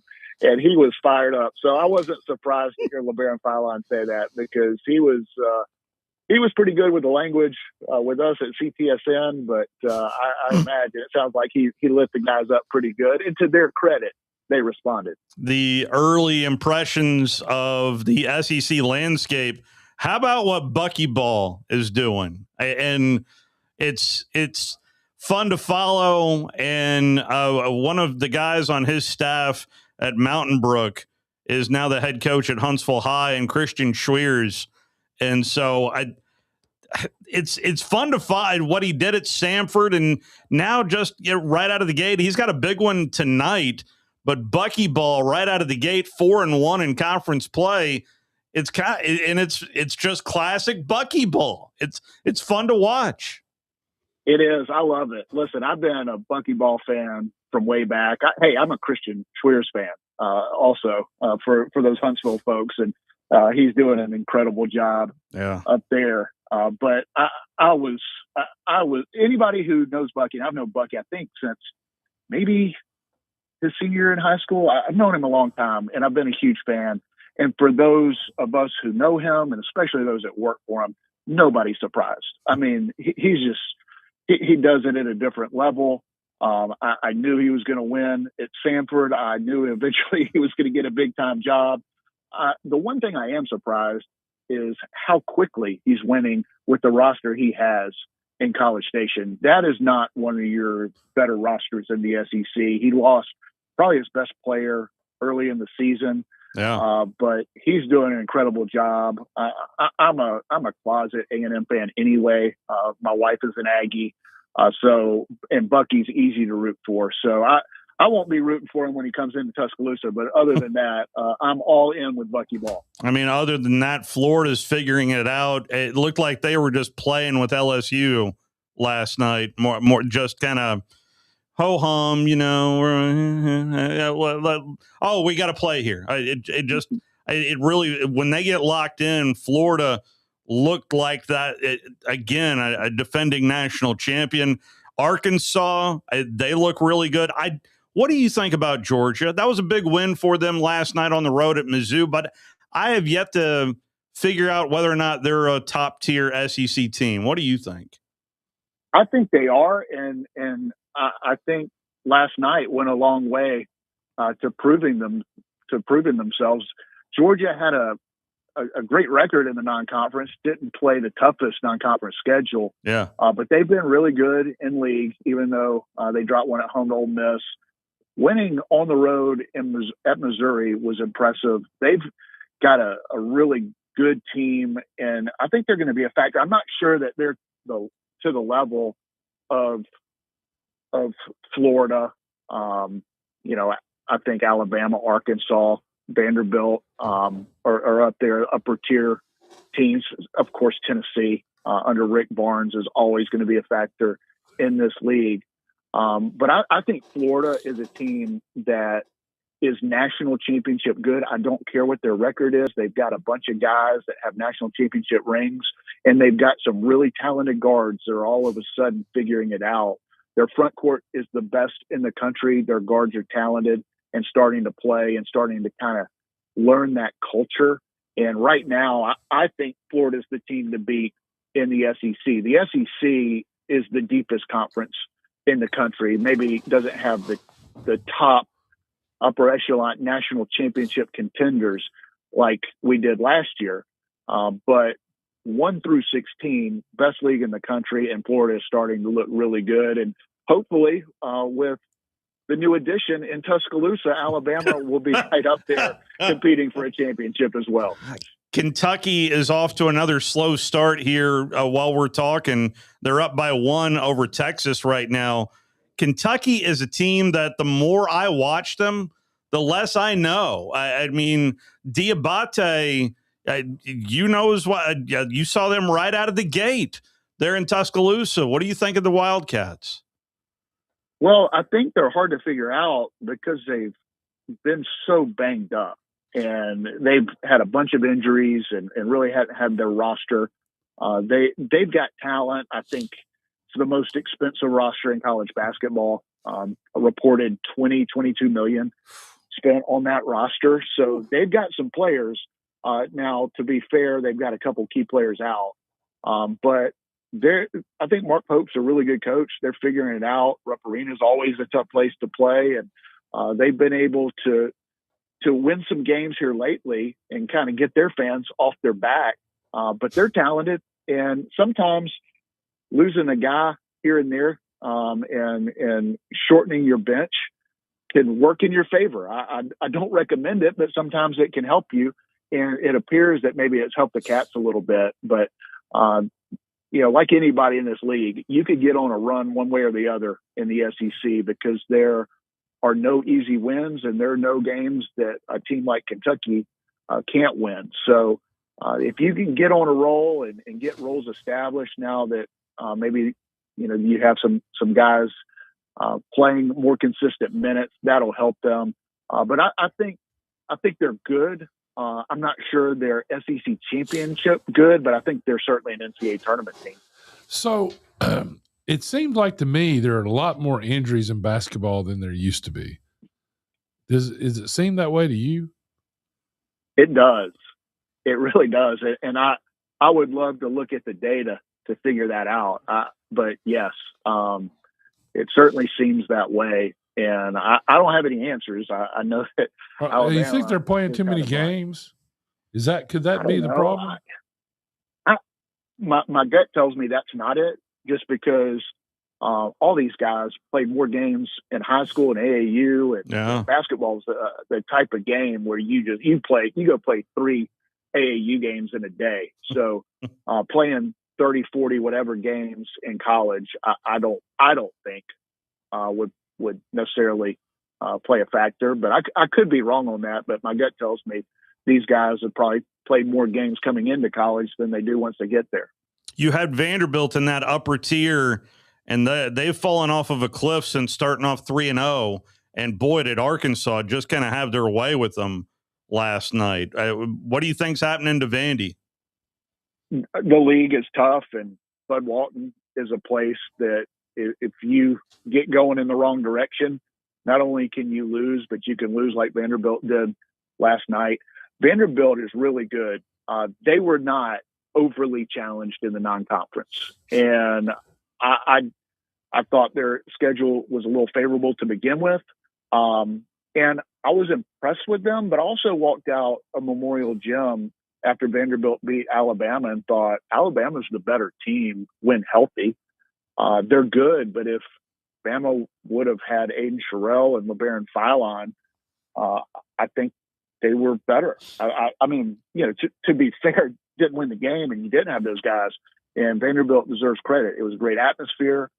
They won the game. I hate that Vanderbilt doesn't come to Tuscaloosa this year. I'm hopeful to get another shot at the Commodores in Nashville, this time down the street at Bridgestone Arena. But they're a good team, and they've had a really difficult stretch. I mean, Florida at home, and then I guess they lost at Texas, which is a tough place to play, and on the road at Moulton, Arkansas, historically is much better in that building than they are on the road. I think this team is the type of team that is good enough to win a bunch of road games, but they have been dominant at home. Ken Palm's loving the Big Ten right now, at least in their upper tier rankings. And I did watch a good bit of that Michigan-Wisconsin game I think it was last weekend, where they lost. And that, I mean, I don't know how much better Wisconsin could have played and just barely won at Michigan. Michigan looks awfully good, but so does Arizona and Duke. I'm really who's impressed you nationally? Well, I got to see a bunch of the top teams. Yeah, you did. This non-conference schedule. I mean, I think there's a handful of teams right now, at least going. Well, I should say right now, I really haven't watched any other conferences since SEC play started, since conference started, than the SEC. But going back a month to when we were playing just non-conference games, Arizona, great, national championship worthy. Purdue, national championship contender. Michigan, dominant, national championship contender. And Alabama and some of the teams in the SEC that I've seen so far aren't to that level yet. I think Alabama, when healthy, could get there if they start defending and rebounding. Florida, they have the talent, they have the championship pedigree to get there. But nationally, those teams, and Iowa State was there, but they've fallen off a little bit. Yeah. But I think Michigan, Arizona, Purdue, Houston's really good. Saw them out in Las Vegas. I haven't seen Duke, but they've got talent. But there's a lot of really good teams nationally. And the SEC, the difference between this year and last year is there aren't the great dominant top 2 or 3 team in the country like we saw a year ago. But there are teams that I think are capable of getting there. They're just not quite there yet. Illinois as well. That's another team that it's their guard play. That game was up in Chicago, I think. You guys did. Illinois was really good, and thankfully they've gone on and beat a whole bunch of people. Alabama was able to win that one on the road in Chicago. It was a legitimate road game for Alabama. There was nothing but orange and blue in the stands. Big win for Alabama. And I think the non-conference prepared this team for the grind of the SEC. It came at a cost. I mean, there were bumps and bruises and injuries and all those things. But I think ultimately all those things, the strength of schedule and overcoming injuries, will help make this team better as the year goes on. I have thought, at least closing here with you, BP, that this is the best group of guards that Nate Oates has had. If you add a Charles Bediako, my opinion, I mean, this to me already feels like a Sweet 16 team. You add a Bediako, you telling me he's going to stay healthy, be on this team? I'm thinking Final Four. That's just me. Yeah, I mean, listen, before the whole Charles Bediako saga, I thought this team looks like a Sweet 16 caliber team with a chance to become a Final Four type team if they get healthy, if some of these freshmen start playing more consistently. Now, we've seen that from Amari Allen I think Lyndon Jemison, a freshman, is getting better and better. I think this backcourt is the best in college basketball. Aiden Sherrill is playing by far the best basketball of his career. Noah Williamson, who struggled mightily in the non-conference, is getting better and better. That helps. And so the depth of this team is starting to come around, and you've got some young players that are starting to feel more comfortable in the NATO system. So I was thinking that this was the trajectory for this team. I was hoping it would be and thinking it could be. But if you add a player the caliber of Charles Bediako, yes. I mean, that definitely helps you and gives you what this team is missing, defense and rebounding. I think they're getting better in those areas, but you get better in 5 seconds if you add Charles Bediako to the mix. The last time Alabama beat Tennessee, Bediako played 13 minutes. He was 0 for 1 from the floor, 5 of 8 at the free throw line, 5 points. How many rebounds did he pull? Only 3 rebounds. 9 rebounds for Keon Ellis. And Javon Quinterly pumped in 18. But it turns out Nate Oates will just, do whatever he needs to do to beat the old Vols right there. I mean, well, I think I'm messing with you, obviously. Yeah, I think you look around and see, I think everybody's trying to figure out the rules. And, when they figure them out, let us know. And either way, just as an Alabama fan, I hope we see Charles Bediako back in crimson and white. That would definitely help the cause. Is practice still open? I mean, do you still have that open invitation? Because that would make me want to go down and watch some practice, honestly. I've actually, I thought about it.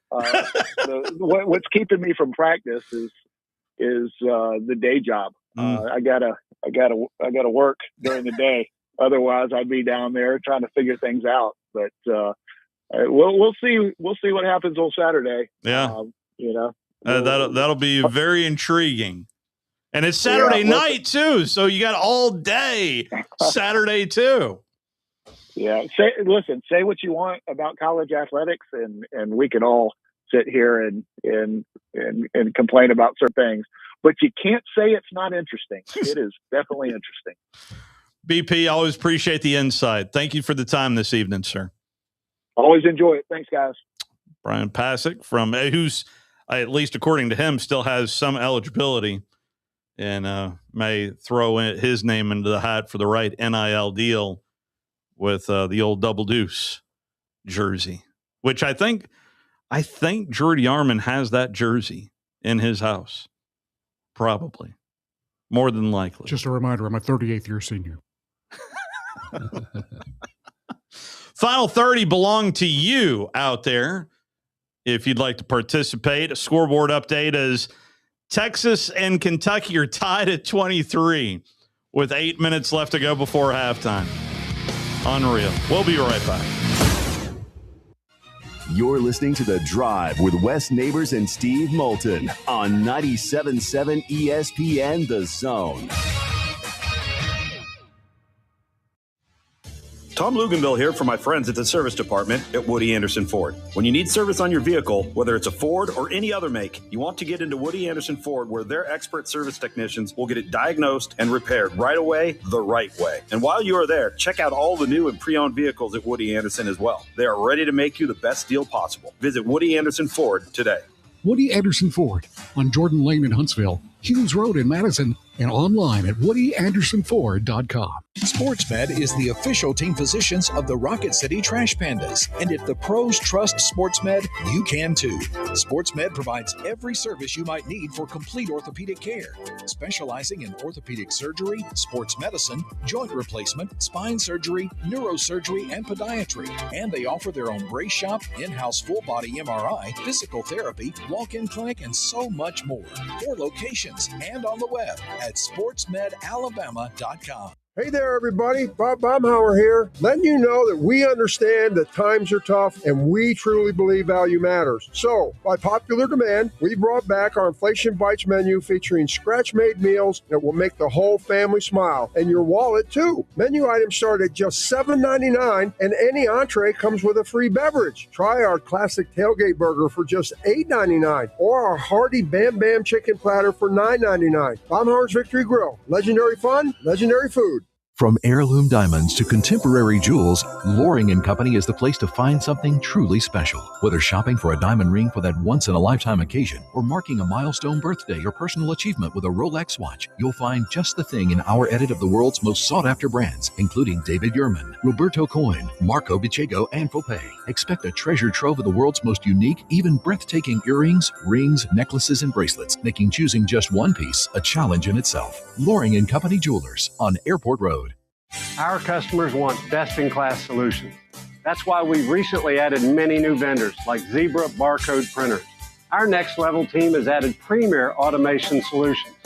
We're not here to sell you just one product, and we love helping you find the right solution to your specific need.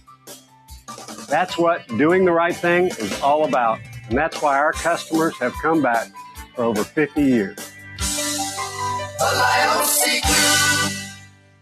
At Mr. Sparky, we're America's on-time electrician. Flickering lights and hot switches can be annoying, but they can also signal a major problem, or worse, an electrical emergency. So play it safe and leave it to the experts at Mr. Sparky. Trust our team of professional, clean, and friendly electricians. We'll get it done right and get it done safely. You don't have to put up with any malarkey. Call 888-8-SPARKY. Independently owned and operated, licensed in the respective state or county. Tom Abraham here for my longtime friend Mike Owen of Owen Home Appliance. You know, Mike has over 25 years experience in the appliance industry, and since 2017, Owen Home Appliance has served customers in the Tennessee Valley with a focus on quality products, affordable prices, and excellent customer service. Owen Home Appliance prides themselves on community involvement as well, sponsoring local teams and events while making sure that you get the right appliance at the right price. Visit their highly interactive showroom in Lacey Springs, just 8 miles south of the river on 231. Talking Ball with Scott Tyson and Drew DeArmond. Weekday mornings beginning at 7 a.m. Only on 97.7 ESPN The Zone.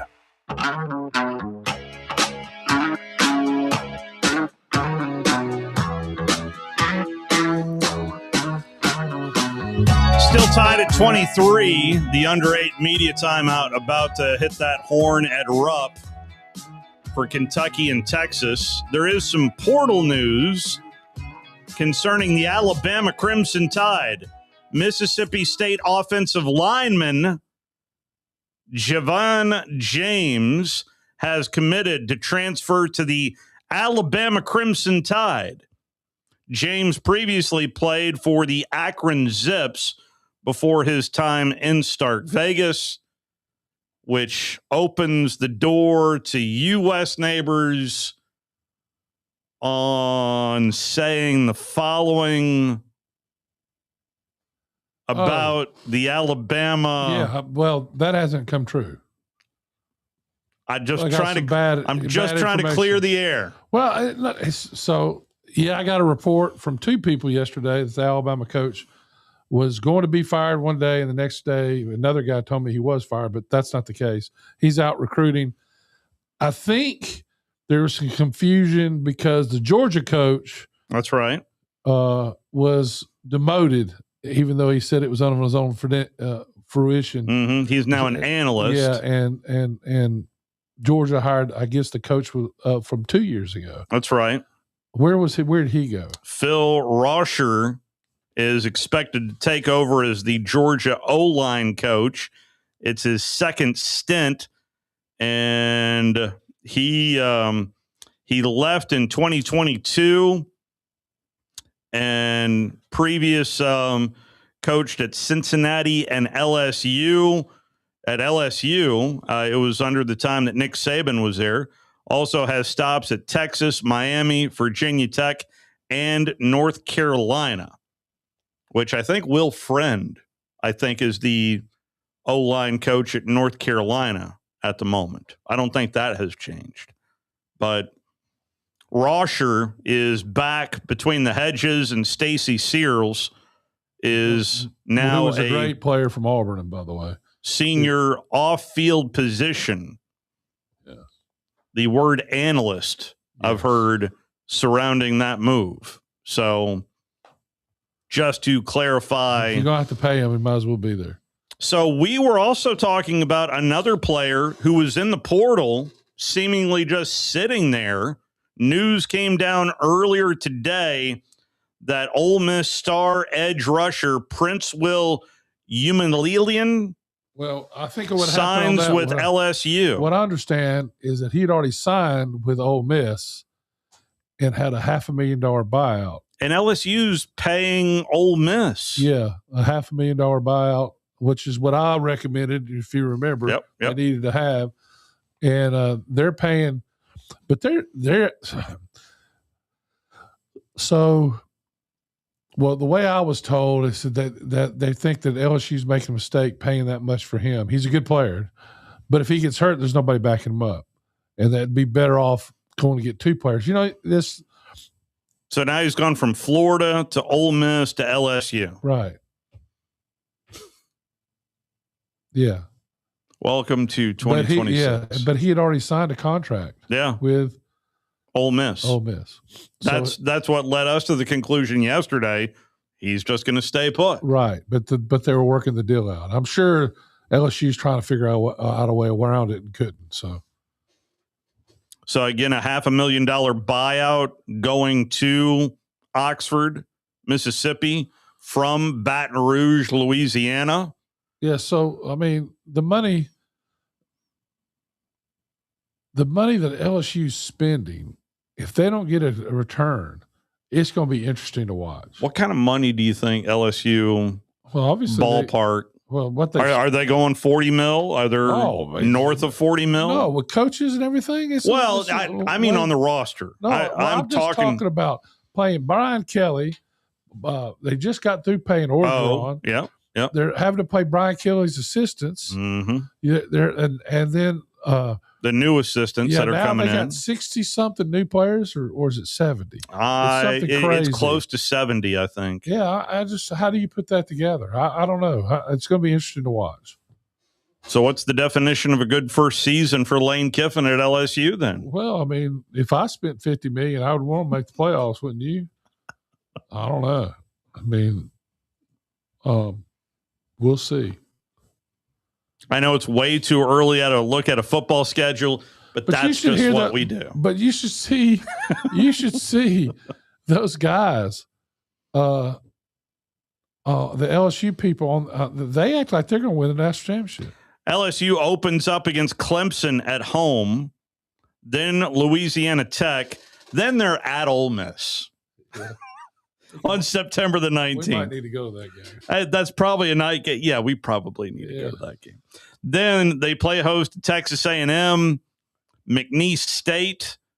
Then they're at Kentucky. I mean, if there's always a Kentucky on a Lane Kiffin schedule. Host Mississippi State, at Auburn. Host Alabama. Host Texas, at Tennessee. That's interesting. And then at Arkansas to close out the schedule. I mean, again, it's way too early. It's not a horrible schedule, though. It could be worse. How could it be worse? Well, they don't play. Did you say Texas? They don't play Florida. They don't play Texas. Do they play Georgia? They don't play Georgia. So there's two of the best teams. They don't play South Carolina. Well, yeah, they do play Tennessee. They don't play Mississippi State. Yeah, they do play Mississippi State. I mean, that's not. I mean, you're talking about. He is not playing Oklahoma on this schedule either. So the real question I have is handling these egos. High-level players, egos, where if it's not hunky-dory, Well, I think the alumni are the ones that are going to be the if they have any kind of letdown at all, we'll see. I mean, listen, LSU has been winning the offseason. Surely to the goodness, last 6 years, right? Every year we go to there and we hear how great they're going to be. Is this not true? It is true. Yes. I mean, they act like they're not. This year they act like they're going undefeated. They had the best quarterback. Who's going to win the Heisman Trophy? That's right. Yeah, that's right. Yeah. We've listened. Well, but I'm watching some of that was pumped up with Brian Kelly doing the pumping. I don't care who's doing the pumping. The press eats it like a singer. They can go to practice. They can watch. They're talking about how great they're going to be. I'm watching the same people that have been hyping them up. They're hyping them up now, acting like they're the best investment ever has been Lane Kiffin. He hadn't played a game yet. This is a guy that has 0 championships as a head coach. Now he's a good coach. Now he never won the SEC though. No. As assistant he did with Saban, but a lot of assistants did. Yeah. I'm just everybody was in love with Nussmeier.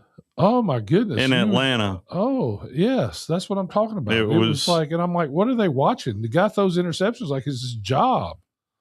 And he did again this year. And then they make just these excuses, all the offensive line, this or that. I don't know. My predicted order of finish, I just brought up my ballot. Do you have your ballot from July?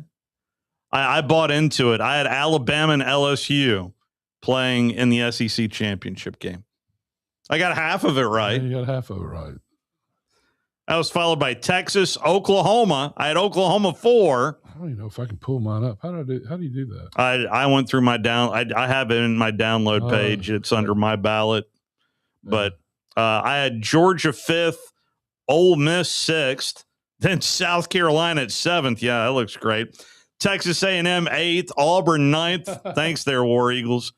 10th is Tennessee, Florida 11, Vanderbilt 12, Missouri 13, Mississippi State 14, Kentucky and Arkansas, the final 2. I did have the Hawk, but I mean, if you could feel that coming with Sam, it just, when we were down at the beach, he always had this place that he sat, but he had this look like, this is it. This is it. To me, at least. I'm going to miss Sam Pittman. Sam was very insightful if you really paid attention to what he had to say. And a lot of what he's had to say came true from the landscape of college football. He was talking about a one portal period about a year and a half before it happened. He mentioned from the 2nd to the 12th. And I'm going to miss hearing his insight. Yeah, Stoops is gone. Pittman's gone. Changes at Florida. Ole Miss.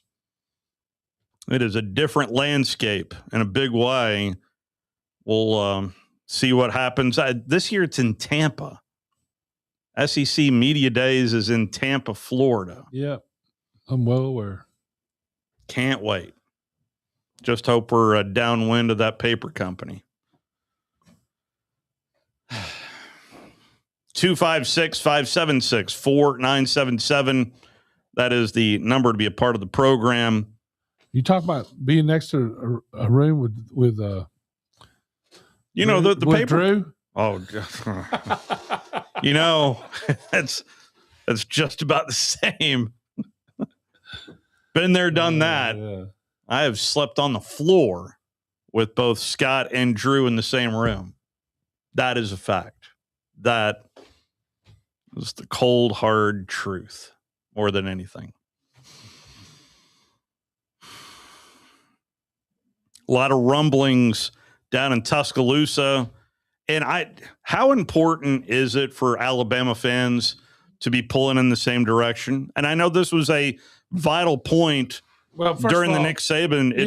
There's a reason I'm going here. That's the first thing he said. The noise is getting louder. Yeah, but Steve, is it to you? No, I mean not with people that really, the people that give the money and all that. No. Okay. We made the playoffs. I mean, we're not unrealistic. I mean, some people are, and I get what how some people are frustrated. They want to play better. I do too. I'm not saying I don't want to play better, but I hear this national thing with, well, Alabama wasn't that good. Well, they did something nobody's ever done before. They won 5 games against top-ranked opponents. Their quarterback got hurt during that time frame. Nobody talks about that. He was playing hurt. Sometimes, though, you let a guy go out there to the detriment of the team. I think they should have. I would have liked to see the freshman have a little bit more playing time, see what he could do in certain situations. But they played they played the toughest schedule of anybody that made the playoffs. I'm tired of hearing this deal where everybody at the end of the year, the SEC teams were worn out. It's going to be worse next year. Yeah. Listen, you play an Indiana schedule, and hats off to Indiana. Best team won, yada, yada, yada. But it goes to – but if they would have played some of the teams Alabama had to play early, they wouldn't have been undefeated. Indiana's strength of schedule ended up as 10th. But if you think about what they went through to win the national championship, 16 games, that was very impressive. No, the whole thing as a whole is impressive. I'm just saying – Alabama ended up second, by the way, in strength of schedule. Do you think the third game of the year? Yeah, exactly. But if the third game of the year, if they had to go play Georgia, I think Indiana goes in there and gets their ass beat. I'm just saying, it's a different deal playing in the Southeastern Conference, and when you get to play, you get off weeks every 3 weeks. That's it's right. a whole There's different 2 bye thing. Weeks now. Yeah, but I'm talking about off weeks of teams that you play. Oh, yeah. You don't have to worry about getting your quarterback hurt. You can work on certain things, certain defenses. You can show different things to different teams that you might do, so they have to prepare. There's all kind of things you can do with those kind of games. And if you don't play a lot of them, when you have to play 4 ranked teams in a row, that Missouri game, we won that battle, but that's where we lost the war. We never were the same after that game. From a statistical standpoint, this is Sagarin. Conference-wise, the SEC was number 1, followed by the independents. And that's the likes of Notre Dame and such. They were second. The independents were second. Then it was the Big Ten. And at least from a data point, it's close. Then it's the ACC, Big 12, American Athletic Conference, and then the Pac-12, which was just a couple of teams. But nonetheless, the beating up of each other is a real storyline for those that watch football. It's going to be worse. Next year's going to be worse. I think with one more conference game. Right. Which means that, and I know we've said it here before, but we're going to say it constantly, the teams that are playing the SEC championship game are going to play 10 conference games. It's crazy. In 26. 10 conference games. Yeah. Joe has called in. Let's squeeze him in before our final timeout. How are you, Joe? Oh, we're doing great, Steve. Good to hear from you. Well, I'm glad to be here, to be honest with you. Obviously. Good.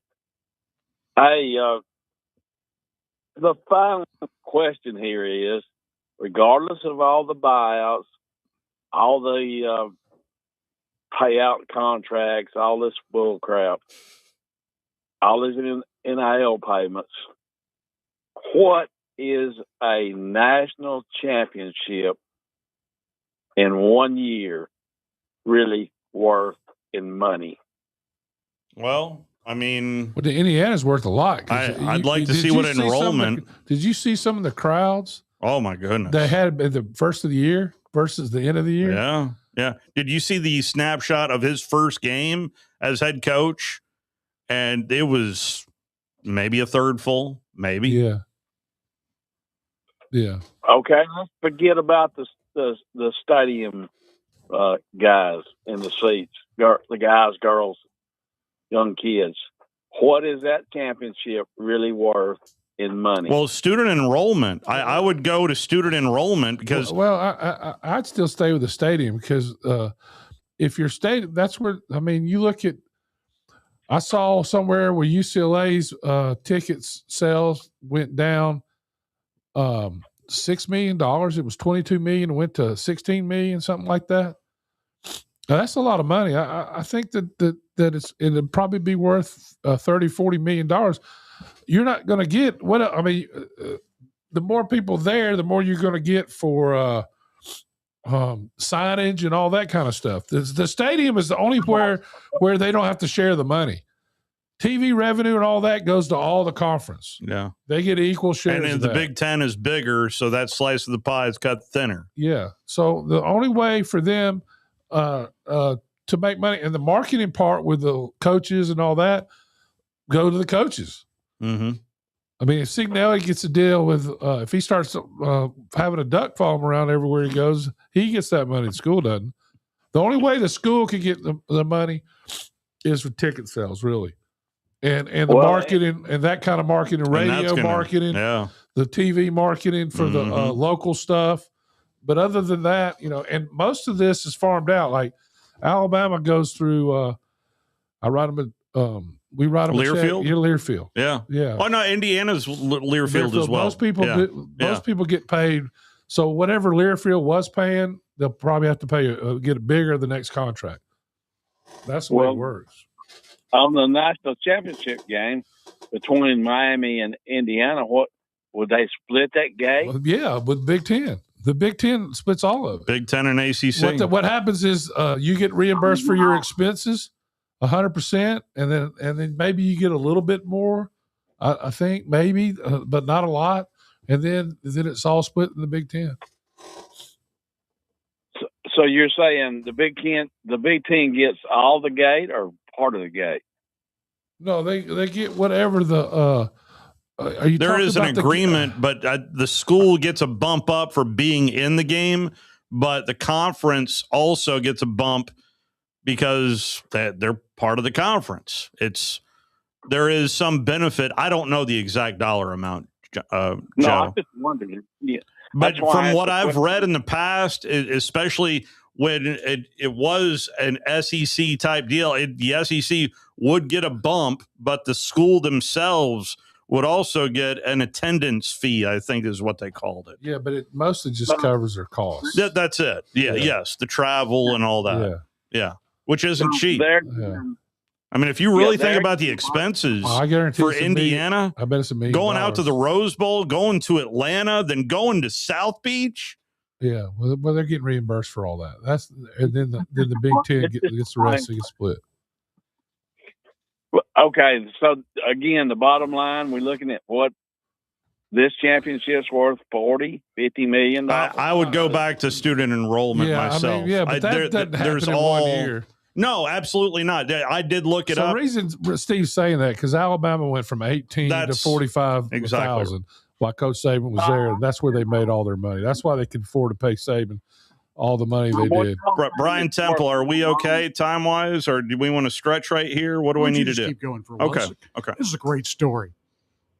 And besides, we keep running out of time for Joe. That's it's time right. to give him a little more room to breathe here. All right.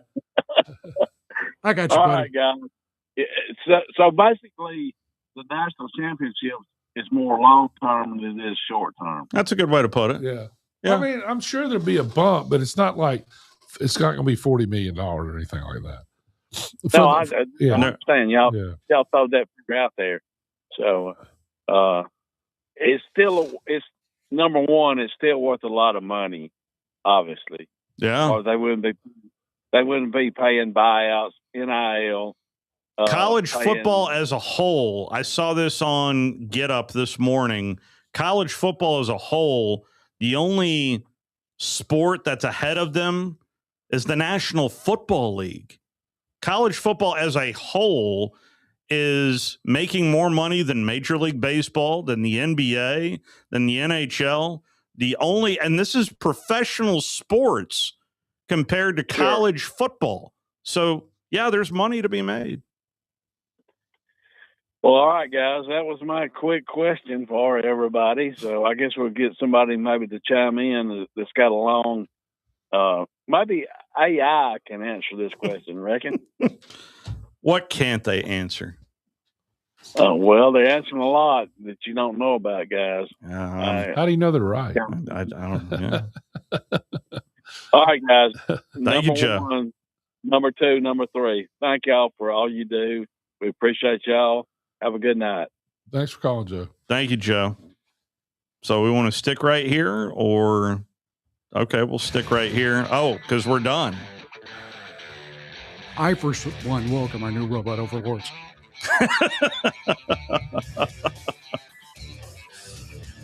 I don't have even time to play the city of Laverne, Tennessee. They had a day honoring Megadeth yesterday. It was Megadeth Day yesterday in Laverne, Tennessee.